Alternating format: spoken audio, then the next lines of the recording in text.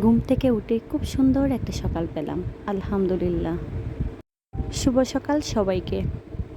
সকালে ঘুম থেকে উঠে হালকা হালকা বাতাসে হাঁটতে কতটা ভালো লাগে। আর ঘুম থেকে উঠে যখন দেখি গাছগুলোতে অনেকগুলো ফুল ফুটেছে, তখন তো মনটা একেবারেই ভরে যায়। আজকে ঘুম থেকে উঠে বাড়ির ভিতরে একটু হাঁটাহাঁটি করছিলাম।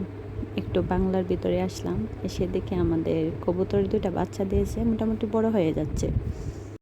আর এইদিকে কবুতরগুলো একটু উড়াউড়ি করছিল, ভালো লাগছিল দেখতে। এই তো এখানে দুইটা বাচ্চা ফুটেছে, বাচ্চাগুলো মোটামুটি বড় হয়ে যাচ্ছে। খুব কিউট ছিল বাচ্চা দুইটা। কবুতর অনেকগুলাই আছে, এখন তো সকাল হয়েছে তাই কবুতর বাইরে উড়ে গেছে অনেকগুলাই। এখানে 3টা কবুতর আছে। এই তো হাঁটাহাঁটি শেষ করে ঘরে আসলাম। আর এইদিকে আমার মহাপণ্ডিত লিখতে বসে গেছেন। লিখতে পারে না, একটু আঁকা কি করে আর কি। তার যখন ইচ্ছা হয় তখন বলবে, আম্মু খাতা দাও, কলম দাও, লিখবো।